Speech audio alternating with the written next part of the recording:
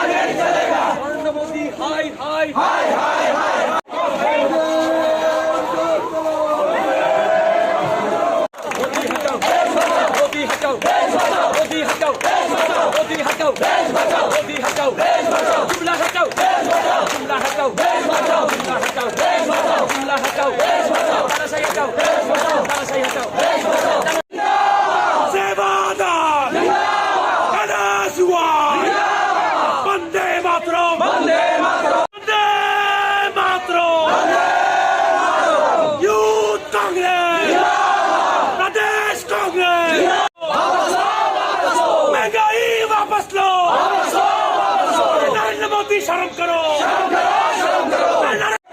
मोदी तेरा गुंडा करते नहीं चलेगा, नहीं चलेगा। बीजेपी हटा, मोदी हटा,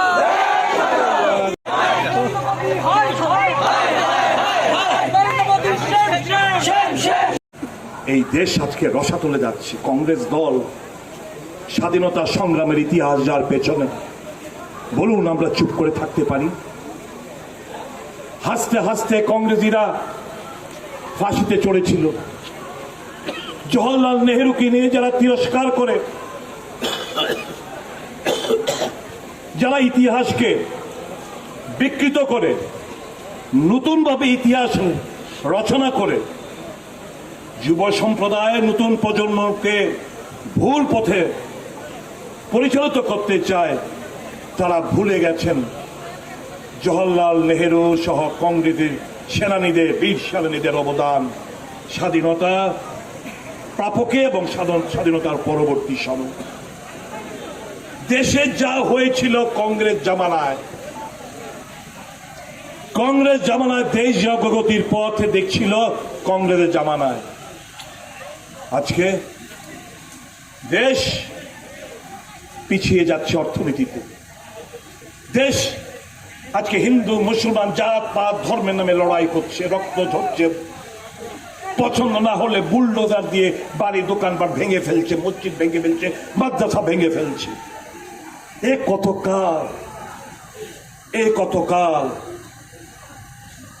কতকাল শুধু ভাবাবে কুশকে দেওয়া ক্ষমতা টিকে থাকার জন্য, এই কতকাল এই দেশের মানুষ এগুলো চোখ বুঝে সহ্য করবে বলুন?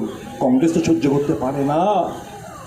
তাই তো কংগ্রেস আজকে মাঠে নেমে এসছে, রাস্তায় নেমে আন্দোলন সংগঠিত করছে শুধু মানুষের। জানেন, এইবার যে আমাদের উদয়পুরে, রাজস্থান উদয়পুরে চিন্তন বৈঠক হয়েছিল, নানাহ মত দিয়েছে।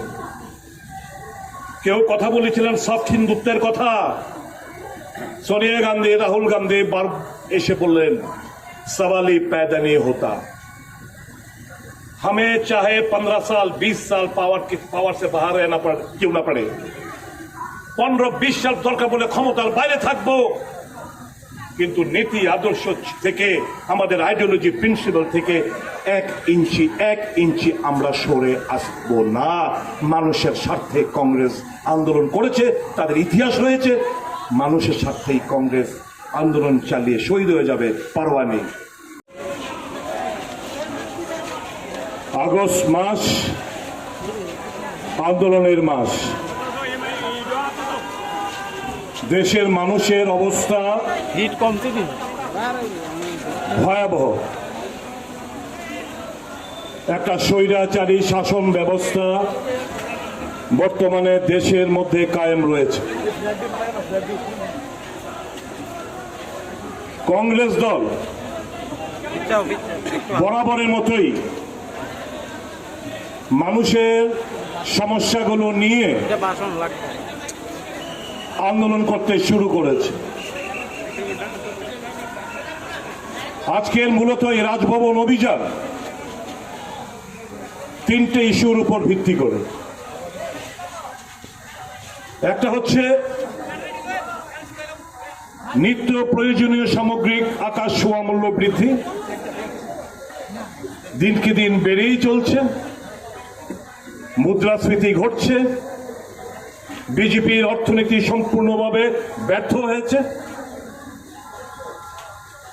পেট্রোল ডিজেল রান্নার গ্যাসের দাম, কেরোসিনের দাম সাধারণ মানুষের নাগালের বাইরে। এর উপর আবার নতুন করে খাদ্য সামগ্রী সহ নিত্য প্রয়োজনীয় জিনিসপত্রের উপর নতুন ভাবে আবার জিএসটি আরোপ করতে শুরু করেছে এই স্বৈরাচারী কেন্দ্রীয় সরকার। কিছু ফ্যাক্টস এন্ড ফিগার্স, এটা আমার বানানো কথা না। এবার যে পার্লামেন্টে যে ডিসকাশন চলছে, এই পার্লামেন্টে ডিসকাশনের প্রেক্ষিতে কিছু পয়েন্ট আপনাদের সামনে তুলে ধরছি। গত 30 বছরের মধ্যে মুদ্রাস্ফীতি বর্তমানে সবচাইতে বেশি। প্রতি বছর স্বপ্ন দেখিয়েছিল 2 কোটি কর্মসংস্থানের ব্যবস্থা করবে। জেনে ধিক্কার জানাবেন আপনারা। এই এনডিএ জোট জামানায় 1,30,00,000 লোক কর্মসংস্থান খুইয়েছেন। এই সরকারটা কাদের জন্য? কৃষক যখন আত্মহত্যা করে, কৃষকরা যখন রাস্তায় নামে, ধর্ণা দেয়, অনশনে বসে, লাগাতার শীত বৃষ্টি গ্রীষ্মকাল উপেক্ষা করে, তারা যখন তাদের ন্যায্য দাবি দেওয়া এবং কালো আইন প্রত্যাহারের বিরুদ্ধে রাস্তায় নামে, ঋণ মুকুবের দাবি তুলে কর্ণপাত করেন না। আপনারা জানলে ধিক্কার যাবেন, ঘৃণা বর্ষাবেন যে 11 লক্ষ কোটি, কত দেশের আপনার আমার গরিব মানুষের ট্যাক্স টাকা, 11 লক্ষ কোটি টাকা যারা ক্যাপিটালিস্ট বড় লোক তাদের জন্য ওয়েভ মুকুব করে দেওয়া হয়েছে, মাফ করে দেওয়া হয়েছে 11 লক্ষ কোটি। আজকে যদি কৃষকদের দেশ, আজকে আমাদের ইন্ডিয়া মেজরিটি পপুলেশনের ইকোনমি হচ্ছে এগ্রি বেসড, এগ্রিকালচারের উপর। আজকে আমরা যদি ওই কৃষকদের কথা মাথায় রেখে যারা ঋণ, যারা প্রাপ্য টাকা না পাওয়ার প্রেক্ষিতে ঋণ মুকুবের দাবি তুলেছ, তাদের যদি ঋণ মুকুব করে দিতেন এই বড়লোকদের না করে, ভারতবাসী এই বিজেপি জোট সরকারকে আশীর্বাদ করতেন, খুশি হতেন। করলেন তো করলেন। আদানি, নীরব মোদী এবং 142 জন বিলিয়নিয়ার এই দেশে, 142 জন বিলিয়নিয়ারদের জন্য নরেন্দ্র মোদী এই সরকারটা হতাশা গ্রাস করছে। ছাত্র যুব সমাজ আজকে বিপথে, নেশায় আকৃষ্ট। স্কুল কলেজের ছাত্র ছাত্রীরা নেশায় আকৃষ্ট। প্রত্যেকটি পাড়ায় কানাগুলিতে নেশায় ডুবে যাচ্ছে ছাত্র যুব সমাজ। নির্বিকারী সরকার। অনেকবার মন্ত্রী থাকাকালীন থেকে শুরু করে আমি বারংবার বিগত সরকারের কাছে, এই সরকারের কাছে আমি দাবি রেখেছি যে একটা সরকারে একটা দিলে হবে না। যেই মাত্রায় ছাত্র যুব সমাজ নেশায় আকৃষ্ট, বেশ কয়েকটি সরকারি ভাবে অত্যাধুনিক রিহ্যাব সেন্টার করার কথা আজ অব্দি জানলে আপনারা ঘৃণা বর্ষাবেন। একটি এই রাজ্যে এই মুহূর্তে একটি সরকারে অনুমোদিত একটিও রিহ্যাব সেন্টার নেই বন্ধুরা, রিহ্যাব সেন্টার নেই। শিলচরে কোনো অনুমোদনহীন ছাড়া বেসরকারি সংস্থাগুলোর কাছে দিচ্ছে। মা বাবারা এসে বলছে বাচ্চাকে তখন ছাড়ছে না, ছাড়তে গেলে এত কোটি টাকা, এত লক্ষ টাকা, এত হাজার টাকা আমাদের লাগছে, কোত্থেকে দেবো? প্রচুর খোঁজ নিয়ে দেখুন বন্ধুরা, প্রচুর। এর বিরুদ্ধে কে লড়াই করবে? একমাত্র কংগ্রেস পারে। বিশ্বাস করুন, একমাত্র কংগ্রেস সমস্ত অংশের মানুষের কথা ভাবনার মধ্যে রেখেই এরা স্বপ্ন দেখে। দেশ কোথায় ছিল 2000 প্রাইম মিনিস্টার মনমোহন সিং এর জমানায়, এবং এর আগে কংগ্রেসের জওয়াহরলাল নেহরু থেকে শুরু করে ইন্দিরা গান্ধী, রাজীব গান্ধী, মনমোহন সিং এর কথা বলে তো লাভই নেই। কোথায় ছিল দেশ, কোথায় চলে গেছে? এই একমাত্র কংগ্রেস পারে জনগণের কথা, গরিব অংশের মানুষের কথা মাথা রেখে জনকল্যাণমুখী সিদ্ধান্ত গ্রহণ করতে। যেরকমটা করেছিল MGN রেগালমা, যেরকমটি করেছিল স্বাস্থ্য অধিকার আইন, শিক্ষা অধিকার আইন, সমস্ত অধিকার কংগ্রেসই তো দিল। কিন্তু না, এই সরকার শুধু নাম পাল্টেছে, বিভিন্ন প্রকল্পের নাম পাল্টে মানুষকে ধোঁকা দেওয়ার চেষ্টা করছে। এদের হার্ট অ্যান্ড মাইন্ড, এদের সবকিছুই কাঁদে আম্বানি, আদানি এবং 142 জন যে বিলিয়নিয়ার এই দেশে, এদের জন্য এই সরকারটা। কাজেই জেহাদ ঘোষণা ছাড়া কোনো বিকল্প নেই। কংগ্রেস এই রাজ্যের মানুষদের নিয়ে আগামী দিন নতুন পথে হাঁটতে চায়। এই দেশের মানুষ কংগ্রেসকে সামনে রেখে নতুন স্বপ্ন যারা দেখছে সে পথে হাঁটতে চায়। চলুন এই স্বপ্নকে বাস্তবায়িত করার জন্য কংগ্রেসের হাতকে মজবুত করি। জাতীয় কংগ্রেস ছাড়া দেশের আর কোনো বিকল্প নেই। এই কটি কথা বলে আপনার সকলকে আমার নমস্কার। ইডি CBI দিয়ে হেনস্থা করা হচ্ছে আমাদের নির্দোষ নিষ্কলঙ্ক নেত্রী, যিনি ক্ষমতা পেয়েও প্রধানমন্ত্রীর পদ প্রত্যাখ্যান করেছেন। আজকে তার বিরুদ্ধে এই ঘৃণ্যতম ষড়যন্ত্র সামিল হয়েছেন এই এনডিএ সরকার, বিজেপির নেতৃত্বাধীন। বন্ধুরা, আর বসে থাকার সময় নেই। দেশের মানুষ বুঝে গেছে, দেশের মানুষ তাদের আসল ন্যাক্কারজনক চেহারাটা মুখোশটা খসে পড়েছে, আসল নগ্ন চেহারা মানুষ দেখতে পেয়েছে। আপ চুপ করে বসে থাকার সময় নেই। দুর্বার গতিতে মানুষের স্বার্থে আন্দোলন সংগঠিত করা, মানুষকে সাথে নিয়ে আজকে ব্যারিকেড দিয়ে ঠিকই আমাদেরকে আটকে রেখেছেন এখানে। আমরা দুটো ব্যারিকেড ভেঙেছি ঠিকই, 3 নম্বরটা আজকে আমরা ভাঙলাম না। কিন্তু এই যদি দেশের মানুষের যদি কোনো সুরাহা না হয়, দ্রব্যমূল্য যদি কন্ট্রোলে না আসে, এই অগ্নিপথ স্কিম কি, তার স্কিমটার মধ্যে 4 বছরের জন্য নিয়োগ করা হবে সেনাতে। 4 বছর পরে 25% বাকিদেরকে ছাঁটাই করে দেওয়া হবে।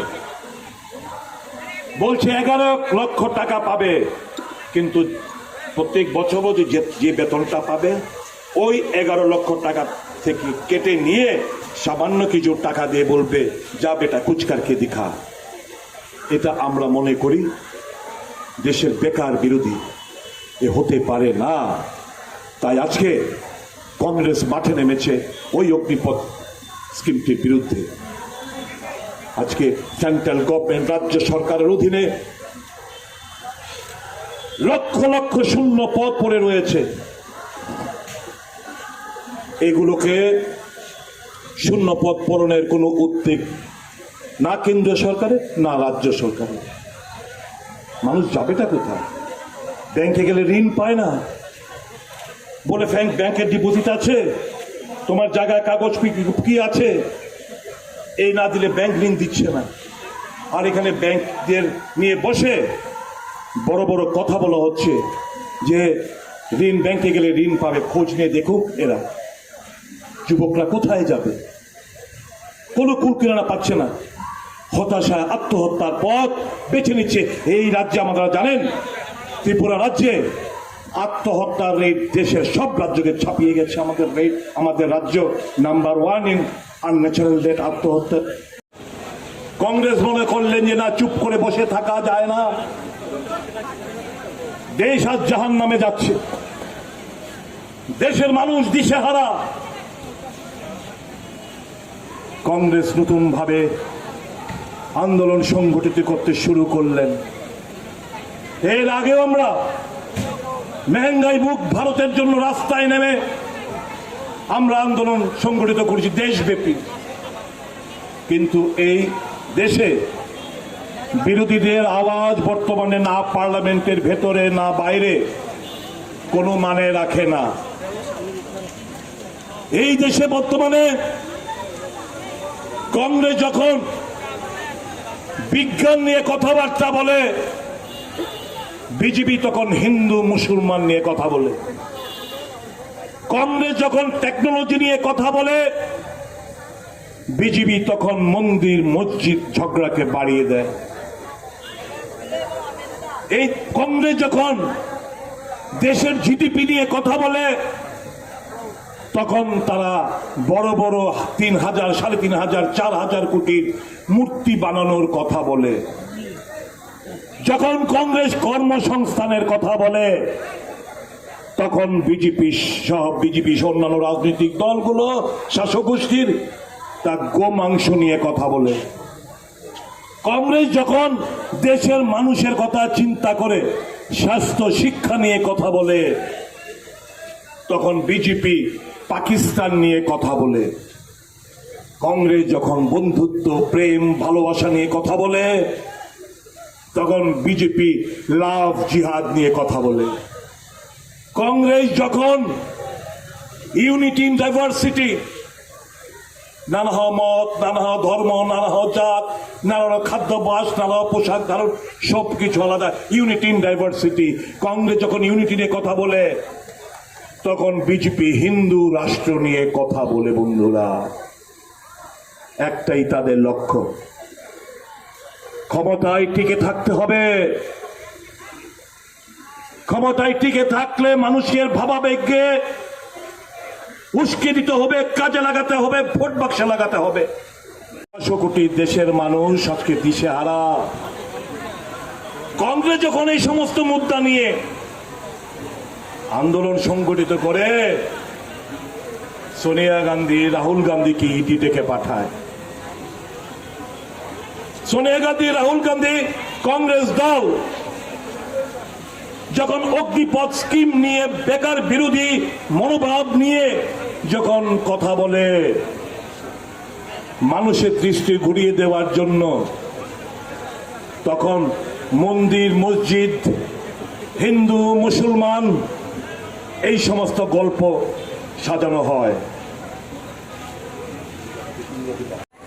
2014-15 মোদী সাহেব যখন প্রথমবার সরকারে বসলেন, 1.72 লাখ করোড়, 1.72 লক্ষ কোটি টাকা এক্সাইজ ডিউটি থেকে রোজগার করেছেন।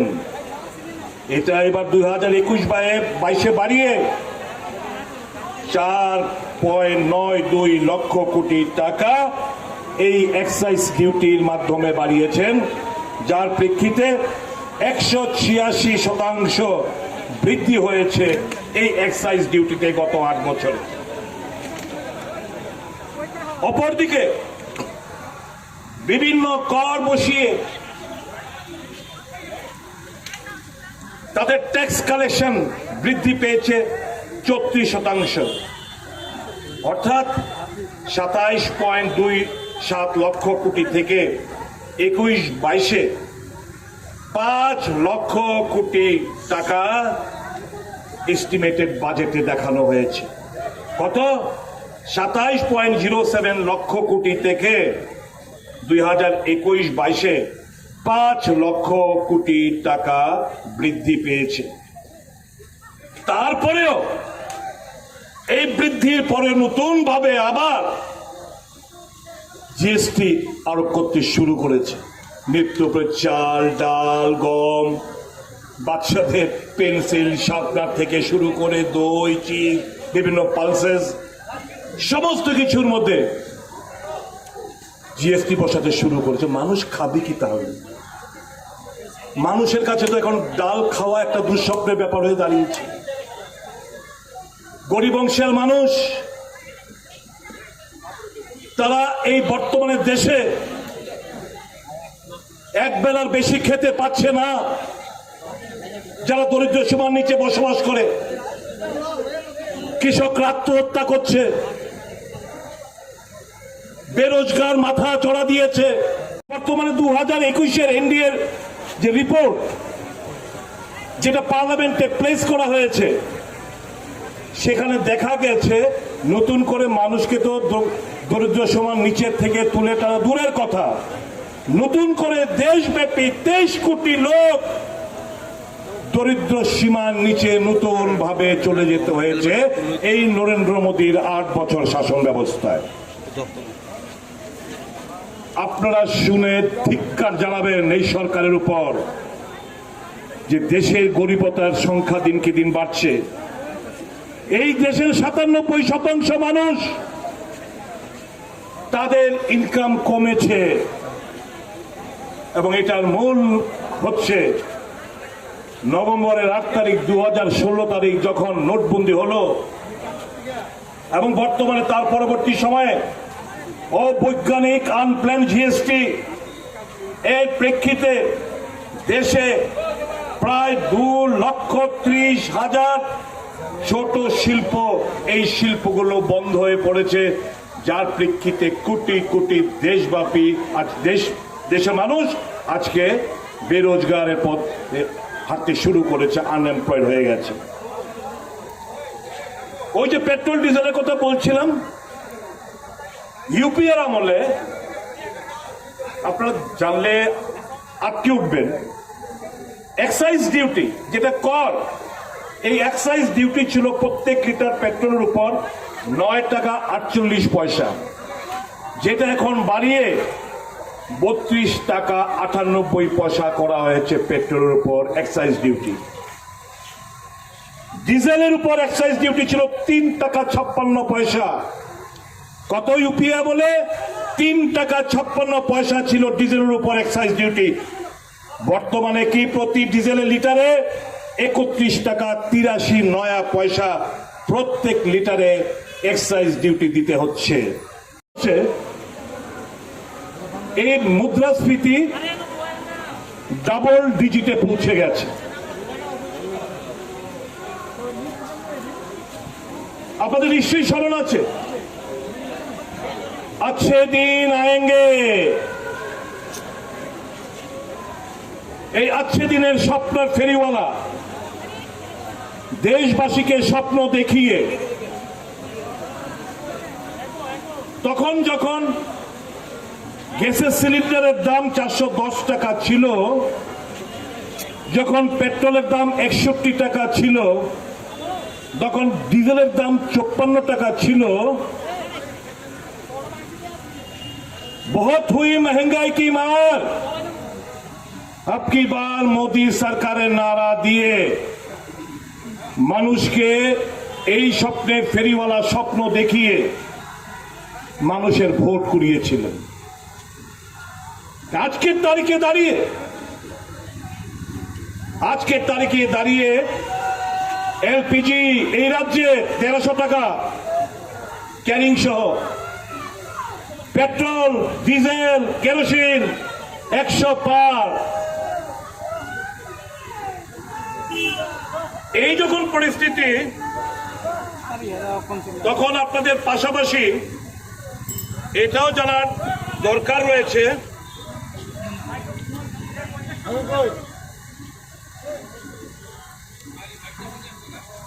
যে ইউপিএ আমলে 27 কোটি লোককে, দেশের 27 কোটি লোককে, যারা দরিদ্র সীমার নিচে বসবাস করতেন, 10 বছরে 27 কোটি লোককে দরিদ্র সীমার নিচে থেকে তুলে উপরে নিয়ে গেছিলেন ইউপিএ সরকার।